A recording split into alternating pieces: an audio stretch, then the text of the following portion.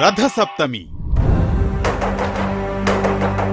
కలియుగ వైకుంఠం తిరుమలలో అంగరంగ వైభవంగా రథసప్తమి పర్వదిన వేడుకలు.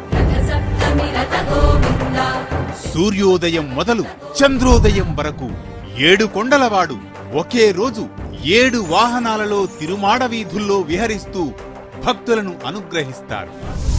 ఫిబ్రవరి 16వ తేదీ ఉదయం 5:30 సూర్యప్రభ వాహనం, ఉదయం 9 గంటలకు చినశేష వాహనం, ఉదయం 11 గంటలకు గరుడ వాహనం, మధ్యాహ్నం 1 గంటకు హనుమంత వాహనం, మధ్యాహ్నం 2 గంటలకు చక్ర స్నానం, సాయంత్రం 4 గంటలకు కల్పవృక్ష వాహనం, సాయంత్రం 6 గంటలకు సర్వభూపాల వాహనం, రాత్రి 8 గంటలకు చంద్రప్రభ వాహనం.